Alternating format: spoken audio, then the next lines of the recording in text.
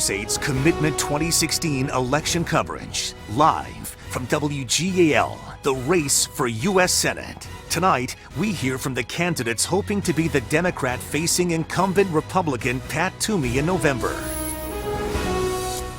Good evening and welcome. I'm Jerry Gish, along with News 8's political analyst, Dr. Terry Madonna.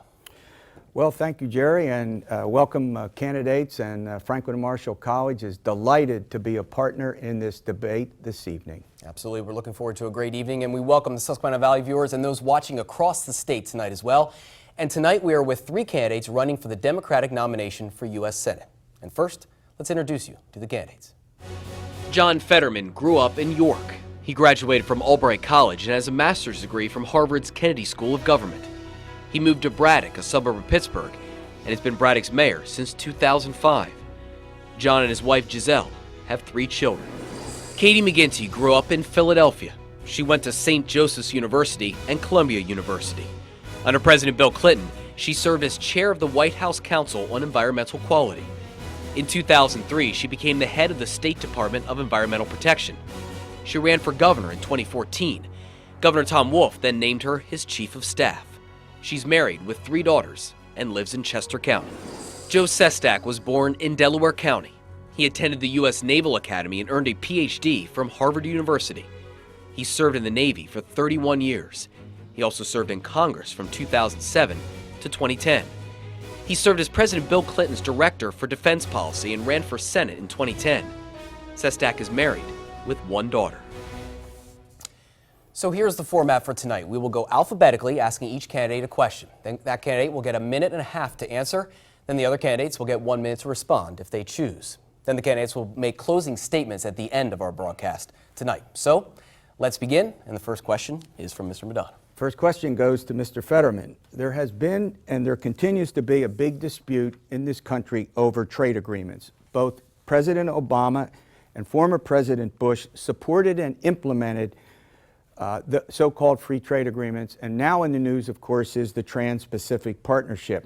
This debate takes the form of free trade versus fair trade.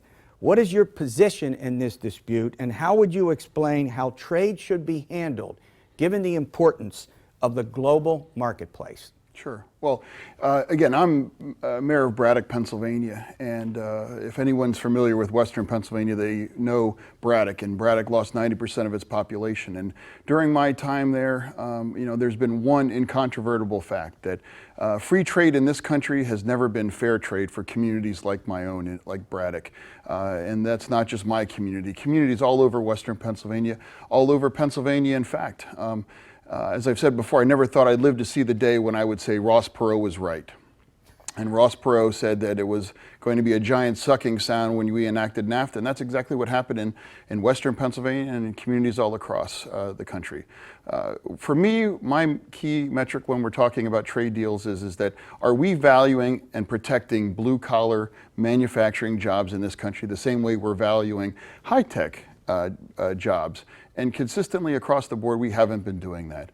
And unions have been getting the shaft through these agreements. And at the end of the day, free trade has never been fair trade. And that's why I oppose the TPP. And that's why I'd be very skeptical of any so-called free trade agreement. Thank you. Ms. McGinty. Thanks, Terry. We have been, I feel, like throwing a Hail Mary pass for the past 30 years. Just one more trade agreement, and finally we'll get some market share. We'll be able to grow our manufacturing economy. In fact, what we've seen is the opposite.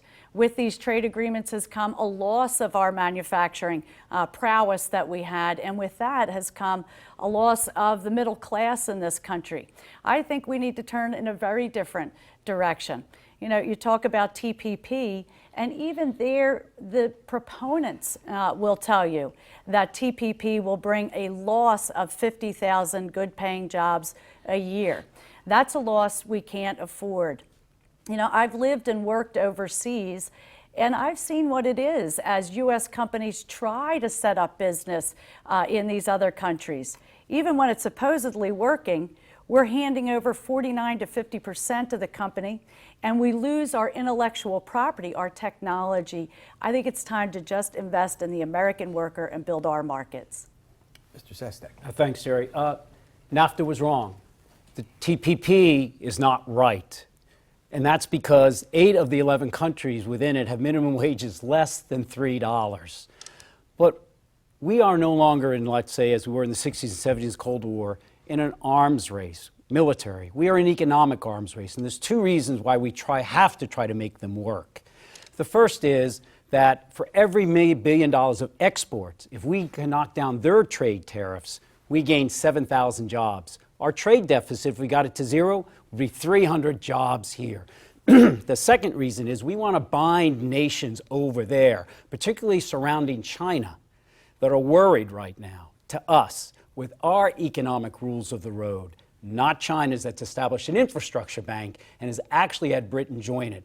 That's why we have to get it to be fair trade, but understand it's also a national security issue, both in our economy to knock down their tariffs and also to bind them to us so they do not, as China did, shut off all rare earth minerals to Japan. Because 99% of all rare earth minerals, which is in everybody's cell phone, every single munition our military uses is controlled by them. We've got to knock that down. All right, Mr. Sestak, thank you. Thank you. The next question is for Ms. McGinty. During this campaign, you've touted the endorsements that you have received, including from President Obama. But during this campaign, it seems that many voters, both Democrat and Republican, are looking for political outsiders or people viewed as not part of the establishment. If you were to win in the fall, would you be an independent voice in the Senate? Well, I appreciate that question, and I also fully understand and appreciate where voters are coming from.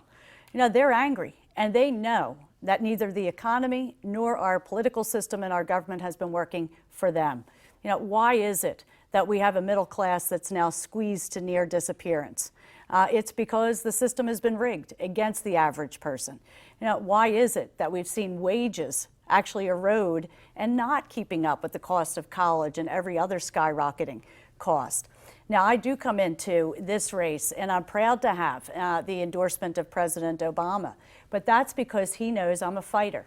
He endorsed me specifically because I rolled up my sleeves to go to bat for those families, and specifically to make it so that we expanded Medicaid in the Commonwealth of Pennsylvania.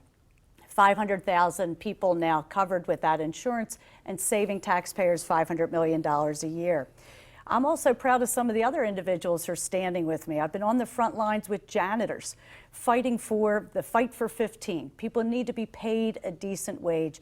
Anyone working hard in this country should not be living in poverty, should be able to provide for themselves and their families. And you know what, women standing with me, I'm proud of that too, at a time when our own state legislature is poised to take action that would take away a woman's right to choose. These are values that are at stake, and these individuals are standing with me because they know I'm a champion, I'm a fighter, and I'll have the back of hardworking families in this country. Thank you. Mr. Sestak. When I kicked off my campaign a year ago, I held up the combat boots I'd worn on the ground in Afghanistan as head of the Navy's anti-terrorism unit. And I said, I'm going to walk 422 miles across this state because the biggest deficit we have in America today is the trust deficit. People don't trust, rightly, the leaders of either party. They understand that over 433 congressmen and senators have left Congress and taken lobbying jobs. That's why I turned down 6- and 7-figure lobbying jobs and went to teach at our universities after I left Congress. They do the same thing in Harrisburg.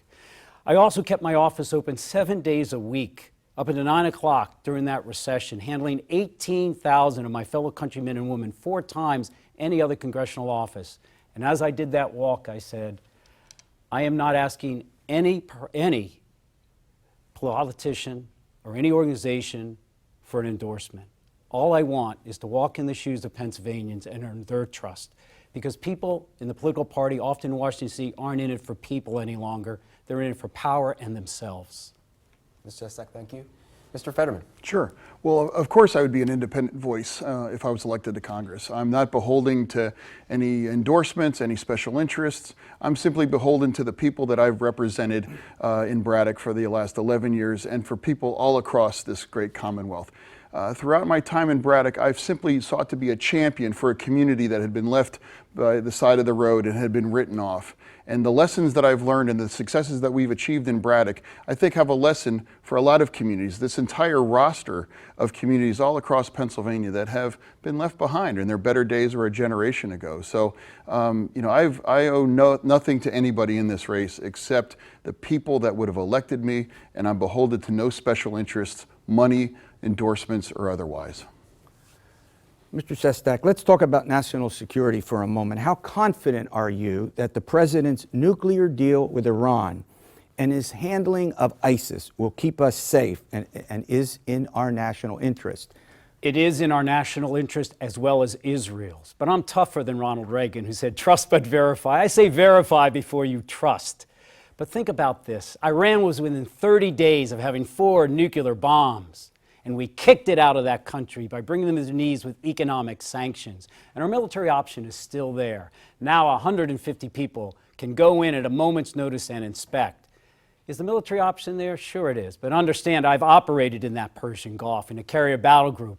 We cannot find the 19 mini submarines of the Iranians. Our sonar doesn't work there, so we'll pull our carrier battle groups out of the streets of Hormuz, and then we'll begin the strike. And when we begin that strike, it will take weeks and months. It's why I did the study with about 20 other retired flag admirals and national security officials. Because we'll first have to knock down the hundreds of missiles that can rain down on our troops in Bahrain and Israel, as well as their air defenses. And then we have to go after the facilities. One of them under 300 feet of rock. We'll stop them for 4 years. The issue is this. We kicked it out through diplomacy, tough diplomacy, and we're ready to back it up with our military. But now we've kicked their nuclear capability out, and people have to understand there's so few in Senate who does, running across this nation or down in the Senate today in both parties, that militaries, Terry, can stop a problem. We don't fix a problem. Does anybody think we fixed Iraq? And that's why we need some cautious heads down there that understand that before you take the first step in war, understand the last and how to secure the peace. And that's why I'm worried about Syria today. Mm-hmm. Mr. Fetterman. Sure. Of course, we don't trust Iran. But at the end of the day, they are a major player in the Middle East, and it's wise to engage them. It's wise to reach out to them and enter into this treaty. The treaty is imperfect. Even its most ardent supporters acknowledge that. And the flip side is that I've been across this state now, going across since September, and I've yet to encounter a single person that has been happy with the way things have gone in the Middle East for the last 15 years. We've entered this horrible war of choice in Iraq that squandered trillions of dollars, almost 5,000 of our servicemen and women killed, not to mention hundreds of thousands of Iraqis. We have not had a good experience in the Middle East, and we need to learn that lesson. And I think the president has done just that.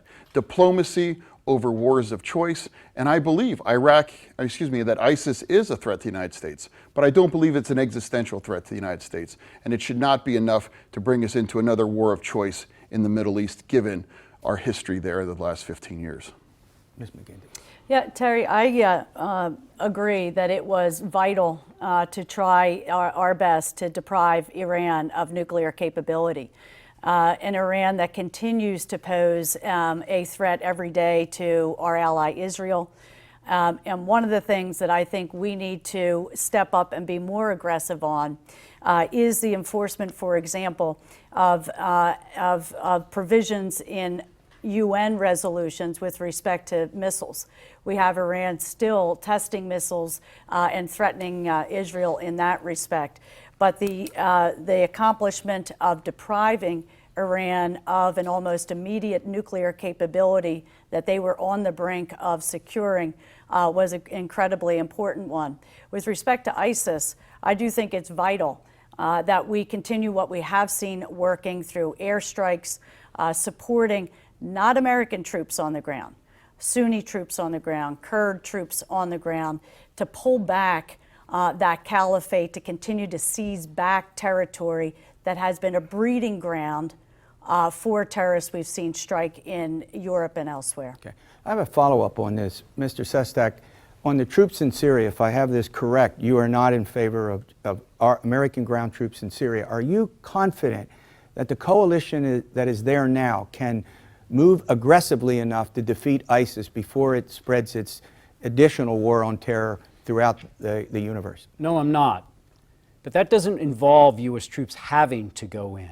We have our air power there, but belatedly, you're finally knocking the legs out from the caliphate. That is destroying the crude oil money that it gets, and also the money centers with hundreds of millions of dollars being destroyed. They get $2 to $3 billion a year from that, and that's how they can do their damage worldwide. But what I feel we haven't done as well is tough diplomacy, where we should have worked immediately with Putin and the Iranians that have 3,000 of their soldiers on the ground. Their common enemy is ISIS, and we should have bandied them together with Saudi Arabia leading those 32 militias and had them do the ground game, because we don't want a U.S. soldier to be leading that. We want a Sunni soldier to be leading that. You want to respond to that? You okay? Go ahead. Well, no, Syria is a complex issue, and it's a proxy war between Iran and Saudi Arabia, and Saudi Arabia is engaged, so engaging them would be difficult. At the end of the day, we as a country have to decide, does ISIS pose an existential threat to this country and its security, and is it worth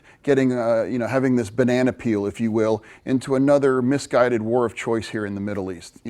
I believe that as senator, I would be very, very hesitant to even consider that option unless something changes dramatically in the situation. Thank you. Go. Well, Terry, I think when we ran into Iraq, we had very little understanding of the complexities there, and a similar situation poses here in Iran and in Syria. Really, at the heart of this, we're talking about a multi-century battle that is now a civil war, and it's a sectarian war.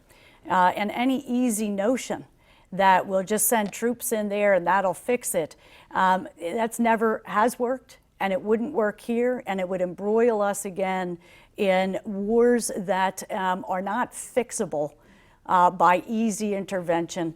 It's time to make sure that our allies and Sunnis, Arabs, Kurds in the region take this issue on and take it on forcefully. Thank you, Jerry. Next question is for Mr. Fetterman. Let's talk about the minimum wage. Debate around the country and here in Pennsylvania about raising the minimum wage. You have said you support raising the minimum wage. I do. What is the number that you support, and why that number? Sure. Small businesses say that it would hurt them. They say it would cause them to cut jobs. What's the right number and why? Sure. Well, I've always championed the idea of a $15 an hour minimum wage. I was contacted by a union in Erie, Pennsylvania, and I met a worker that cleans hotel rooms. And he makes $7.75 an hour and works 40 hours a week. And at the end of 2 weeks, worked 80 hours in a job that we can all agree is difficult and backbreaking, has $357.93 to his name. And that to me is not a wage. That is slavery with tipping. We all know that you can't live off that kind of money. We know that you can't live off $8 an hour, $9 an hour. And I believe $15 an hour is what we in this country deserve to pay workers. And I believe that's a floor, not a ceiling.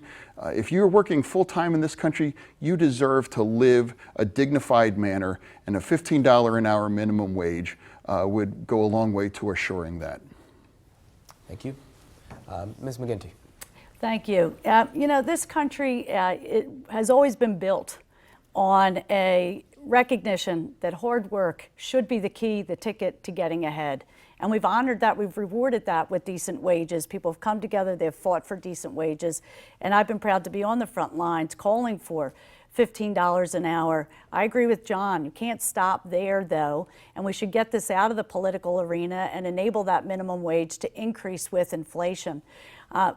Every study shows that part of the reason that our climbing out of this recession has been so slow and difficult is specifically because wages have not kept pace.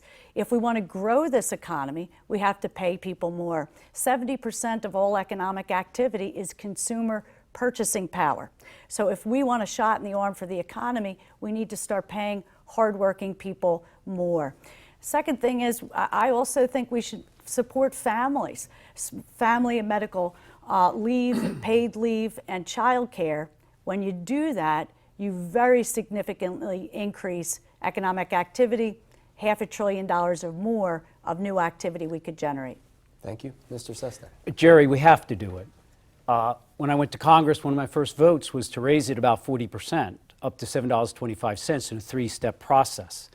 Studies have demonstrated that if you raise the minimum wage to no more than half the average hourly wage, which is $10.80 today, no jobs are lost. In fact, New Jersey raised it up to that level a few years ago. Pennsylvania didn't, and no jobs were lost. And then you index it to inflation. And the reason this, to raise it up as wages keep increasing up to that $15 and beyond level, the reason this is so important is about 2/3 of those on minimum wage are women. About 2/3 of them are working moms, often the principal breadwinners bringing it back. And so when the minimum wage today is only about 60% of what it was in the 60s, what are we doing? Particularly when you go into a place like Walmart, has about 300 employees, we are paying their wages because they can qualify for food stamps and Medicaid. Unconscionable. I would actually like to follow up on this, Mr. Fetterman, because the second part of my question I mentioned about small businesses. I personally know people who work for a lower wage, below $10 an hour, admittedly at a nonprofit. A lot of people work there for $8 or $9 an hour. If that company in particular would have to pay $15 an hour, they may go under. I mean, that's a major difference. I mean, what's your response for the business owner that says, look, this will completely change, going from I'm paying my employees $8 or $9 an hour to 15? It's a big jump. It is a big jump. But at the end of the day, if it's a law and it goes into full effect, it's applicable for everybody. And we've as a society have adjusted throughout the ages to new and bold proposals. It was once considered revolutionary that children wouldn't work in factories or in the field, and that they would actually go to school, that women could join and enter the workforce. And we've absorbed that beautifully. So this idea that I believe it's a false choice. Everybody deserves, who works full-time, to live a dignified existence. Ms. McGinty, what would you say to small businesses? Jerry, listen, I think what we have seen in the states that have been ahead of the curve in already raising the minimum wage, just about every one of those states has outcompeted neighboring states in terms of job creation and in terms of economic growth, including and specifically in those industries that might have been first and foremost in absorbing that increase in the minimum wage. And if you step back for a second, you think about it, you can understand that there are good reasons as to why some of the costs might get offset. For example, if you are not having to continuously retrain workers because you're losing workers because they weren't making a decent enough wage, that's a dramatic reduction in costs that offsets the increase in wage. And then you have customer satisfaction that improves and quality of service that improves along those lines as well. Thank you. Mr. Sessom. Jerry, that's why I said analytical studies have demonstrated if you raise it up to only half of the average hourly wage, with a case study I demonstrated of Jersey and us, jobs aren't lost because it costs more to retrain someone below that wage. I was vice chairman of the Small Business Committee. About 500,000 small businesses didn't survive last year, as we created about 600,000. There's a lot of reasons why they fail, but here's the real issue for them.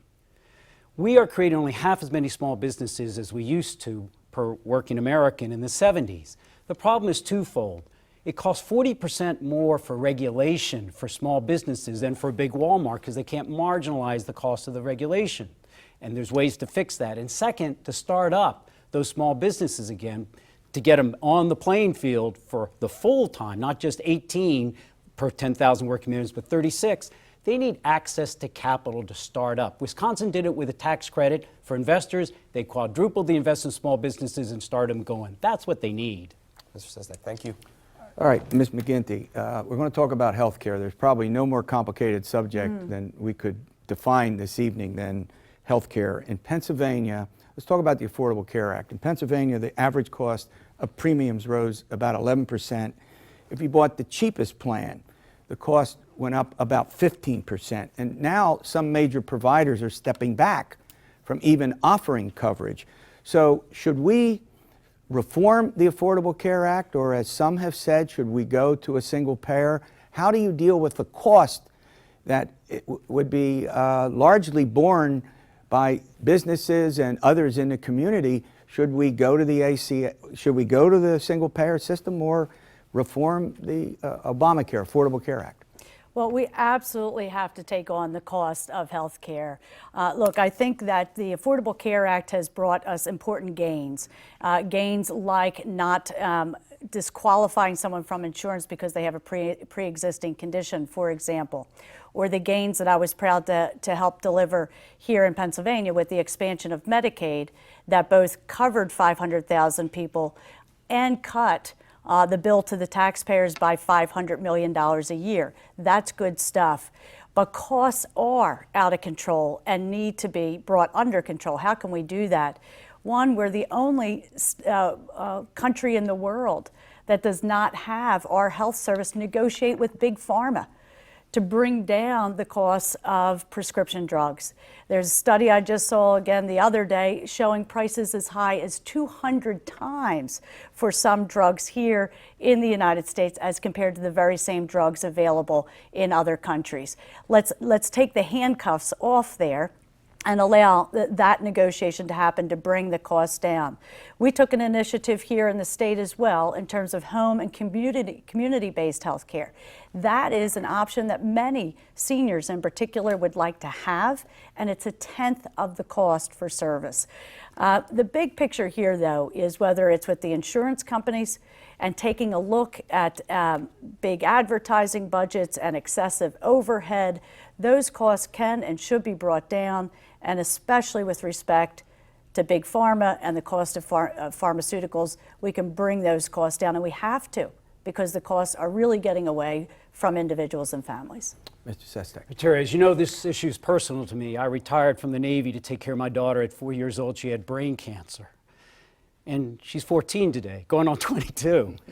I got into Congress in the Republican district to run for health care for all. I was an advocate and a fighter for Affordable Care Act, but Terry, you got to look at the facts. The facts are here in Pennsylvania, the premiums are actually on the gold, the bronze, and the silver of the Affordable Care Act less than the employer-based provision.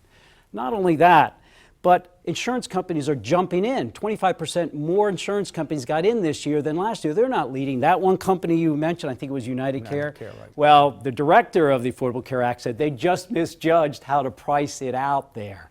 And so we have cut with this, where overall cost of health care from used to be 6% a year, now it is 3%. Is it perfect? Heck no. To your point, Jerry, small businesses, for some reason, not in the House, but in the Senate, they made that inane rule that if you hire a 50th employee, you got to provide health care. We had it as a percentage of payroll. We got to fix the Affordable Care Act, continue to bring down costs by advancing the affordable care organizations within them, where you're rewarded not for how many times someone comes in, but for the quality of care that the person doesn't have to come in.